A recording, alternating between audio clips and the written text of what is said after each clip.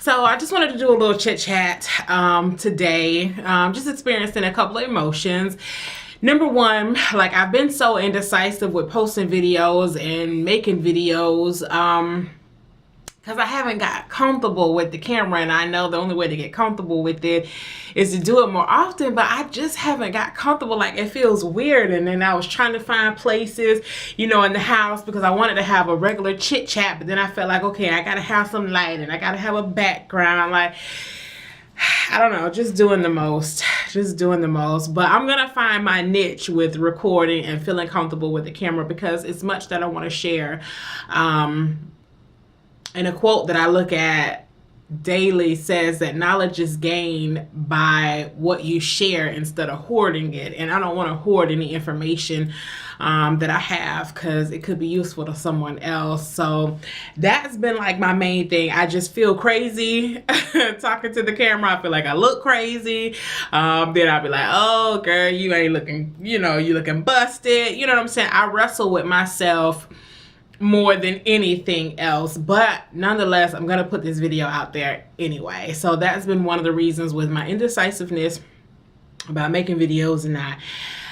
But when I tell you that the Lord is like tugging on me, because YouTube has been a dream of mine for years. I can remember back 2000, since what, 2010, 11, I made so many videos and stored them in my computer, old phones. I never posted them. And this has been a dream of mine for so long, to do YouTube. And the opportunity is here, and I just go back and forth, not good enough, who gonna listen, nobody knows me, and all this other stuff. But that's coming to an end this year. Like, this coming to an end. So just bear with me. I'm gonna get these videos out. Yeah, so just bear with me on that. So what I wanted to talk about today, and of course, as I do these videos, these are more like personable chats. So as I do these videos, you'll get to know more about me. And I've,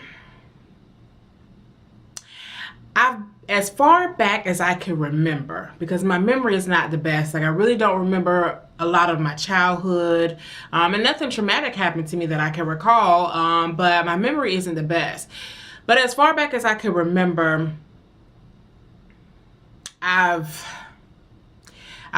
been the type of person that sits back and let life pass, like whatever happens, happens. Like, not having that fighting spirit, not having that drive, not having that ambition, just pretty much taking on that personality of woe me, like this what life is, this what my life is gonna be. And I don't know how it came about, I don't know what caused me to take on that, caused me to take on that perception of life, but I did. And so with that, comes being shy, being timid, I'm gonna stop saying, but it comes with those things, it comes with a lot of different things. And even though that's the life that I've portrayed, I know deep down within my heart of hearts that that's not really who I am. It's not really who I am. I know I'm strong. I know I'm bold. I know I'm courageous. I know there are many talents and abilities that I possess, but for some reason, those things or those feelings get pushed deep down in, and this lifestyle of shy and all of this takes over. And then, I've been crying out to the Lord, like, I know this isn't me. I know that's not me, and I'm ready to let it go, but I just don't know how to let that go. And I know it's attached to events and moments and things like that. So that's what I'm really working towards now. And so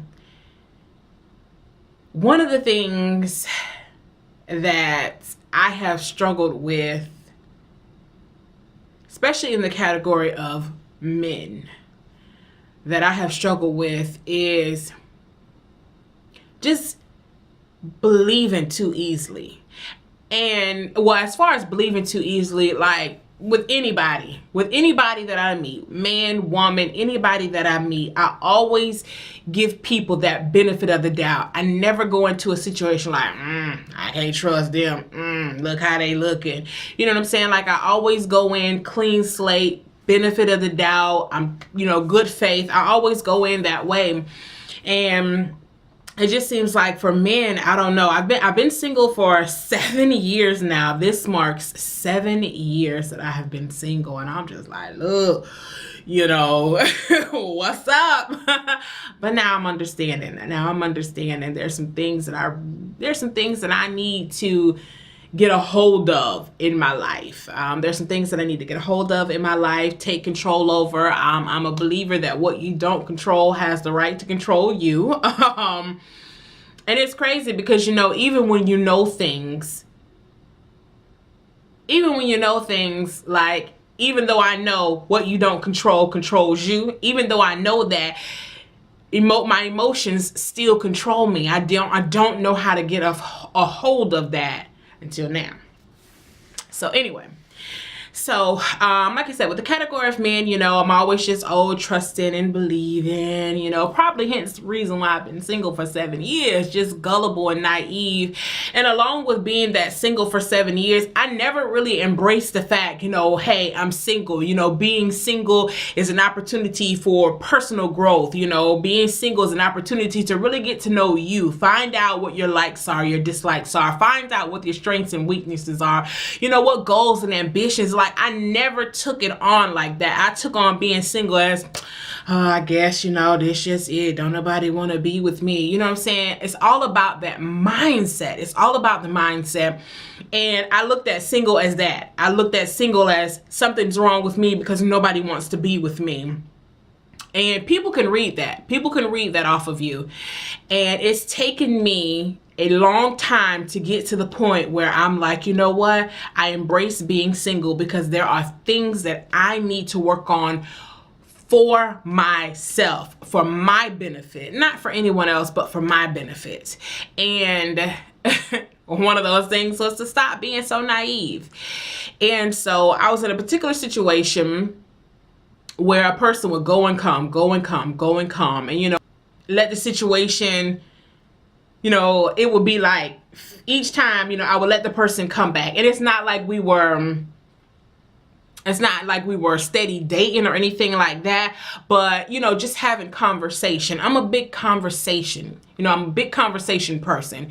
If you tell me something, I'm believing it. You know what I'm saying? Like, I want to believe it. And so, each time the person would come back, it would feel like a brand new beginning. Like, oh yes, this would be the time. This would be the time. Like, yeah, this it, Lord. This it, Lord. Even though I could hear the Lord clear as day. Like, this ain't it. This ain't it. And just like as a parent, it's only going to be so many times that you keep saying the same thing. Then after a while, you're just going to be quiet and you're going to let them figure it out on their own. And that's definitely what I feel that God did in this situation, because through the beginning, I heard, it's not it. It's not it. But I was like, Lord, this could be it. This could be it. I'm going to still try it anyway. And I did. I went ahead and did it anyway. And so, like I said, each time this person came back into my life, I was like, yes, this is the time. This is the moment. Finally. And this person, has so many of the characteristics and the things that I desired in a man. So many of those characteristics. And I'm like, yes, this is it. This is it. This is it. And then finally, it was just like, Brandy, at some point, you have to take responsibility for your feelings. And I say that because each time I would let this person come back, I would let my guard down and I'd be like, yeah, this is it. This is it. And then disappointment would come. And when disappointment would come, I would be like, and it's easy to be like, oh, all people are the same. All men are the same. All men do this. All men. And it's not the case. It's not the case at all. And, then then I put myself in that situation or in the mindset of blaming this person for my disappointment. This person is the cause of my disappointment. This person is the cause of me being hurt. And it would just be like a constant cycle, over and over and over again. Let the person in, get my expectations up. Yeah. This will be the moment. This will be the time. Then disappointment comes in. And then when disappointment comes in, oh, see, all men are the same. All men do this. All men do that. So then once that disappointment sets in, then you go to blaming. And then that blaming, leads to anger and frustration. And ultimately that frustration, in my case, if you don't have the right mindset, that frustration goes to, see, God, why you let them hurt me like this? Why you let them do me like this, God? Why why you did that, God? Do I not deserve somebody good in my life? And I'm not going to lie, that was me several times. And it's just like, really? Really? I can't blame God, because when me and this person first interacted with each other, I knew without a shadow of a doubt, this ain't it. And I know it was nobody that God that gave me that unction, that gave me that feeling. And I knew clear as day, this ain't it. But what did I decide to do? I decided to test the waters anyway. And by me testing that waters anyway, I opened up the door for disappointment. I opened up the door for that blame and that hurt. And then I had the nerve to be like, Lord, look at you. See what you done did? You know what I'm saying? You see how that cycle works? And that's what I did. And then when the disappointment comes in and the blame comes in, I'm like, you know what? I ain't talking to him no more. I'm gonna block the number, whatever. And then, I'll go on about life for whatever, weeks, months, or whatever. Then I'm like, I'm bored. I'm, back in my feelings, feeling like I need somebody. I want somebody. So then I'm gonna go and unblock the number. And then magically you unblock the number, and what? Here come a text message.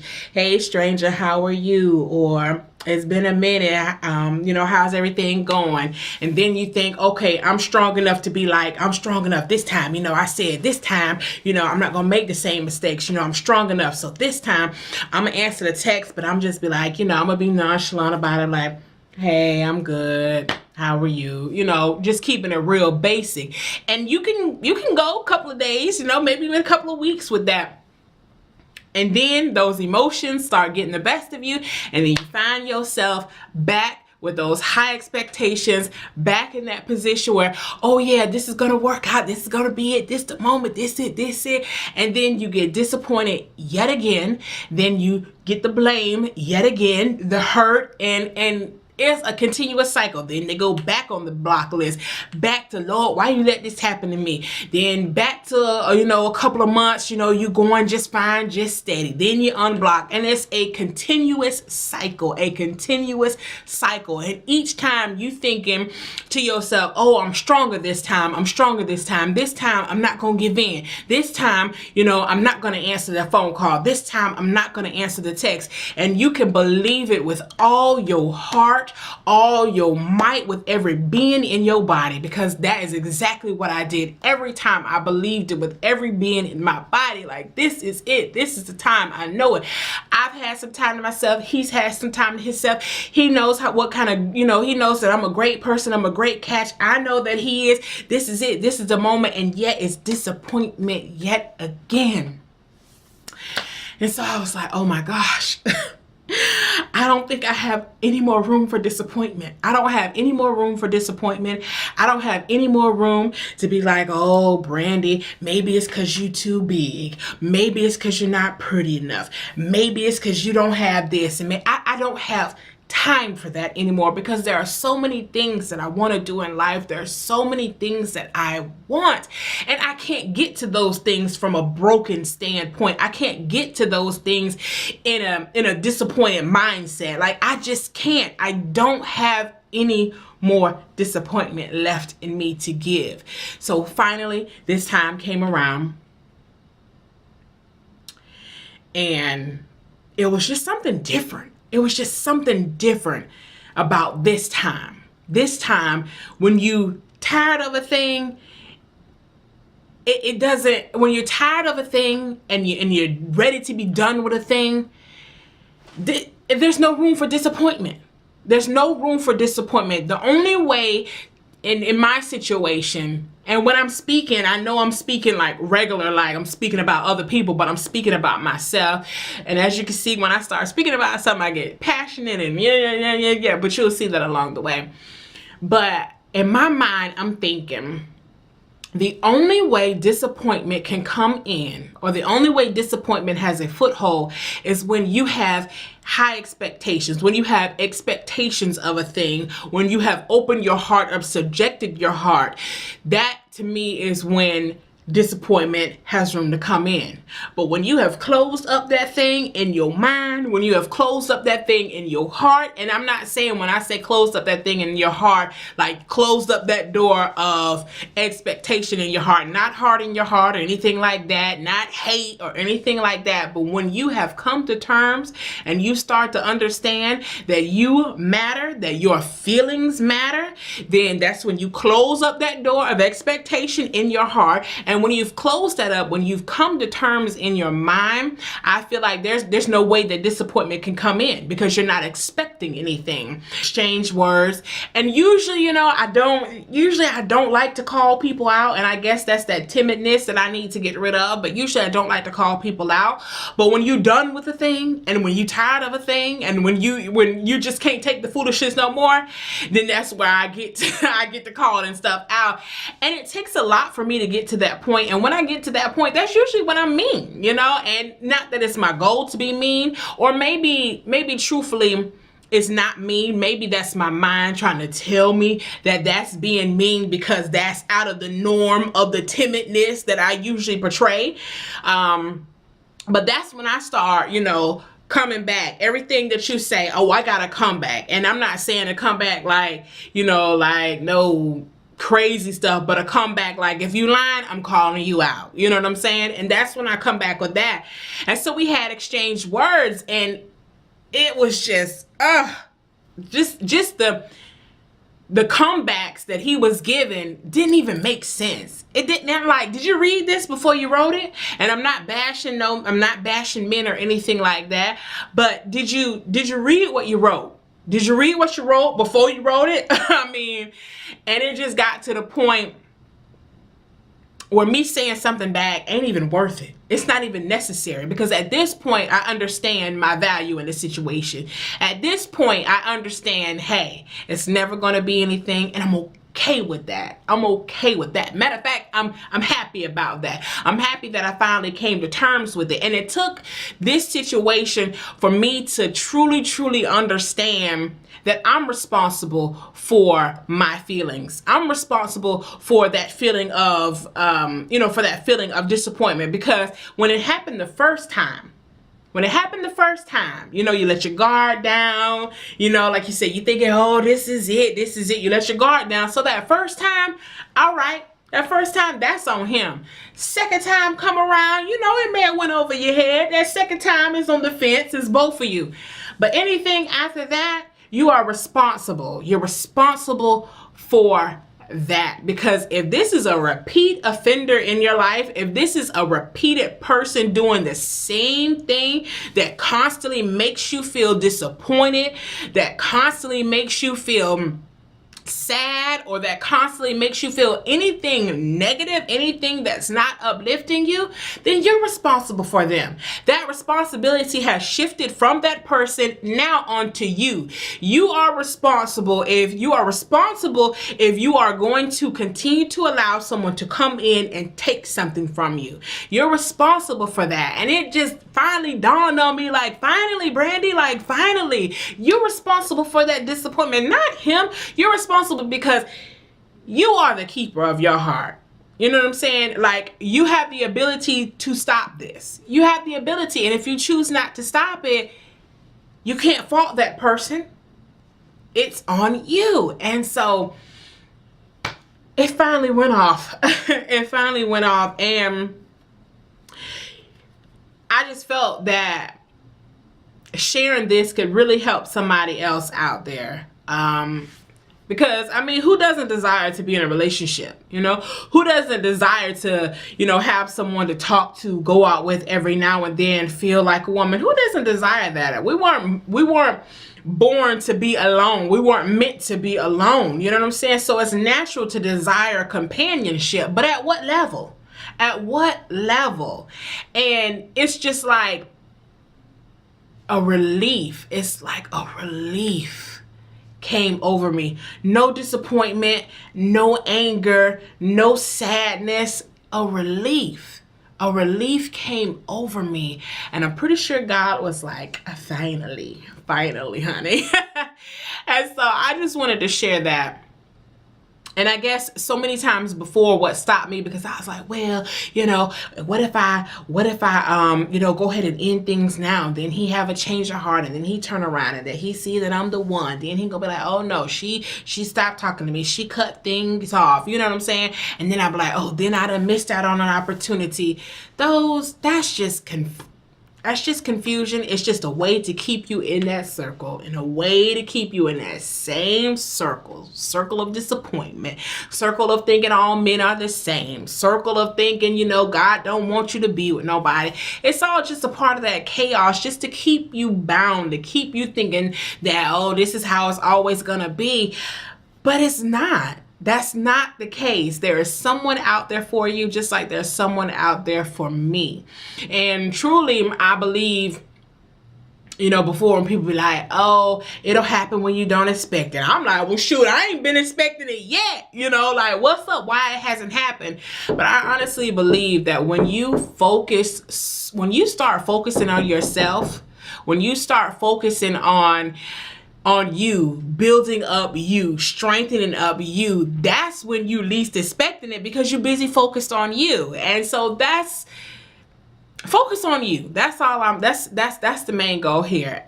And a quote that I look at every single night before I go to bed, and I do look at it every single night before I go to bed because it's taped on my wall right in front of my bed. The quote is, as I begin to love myself, my relationship with everyone around me changed. That is my motto.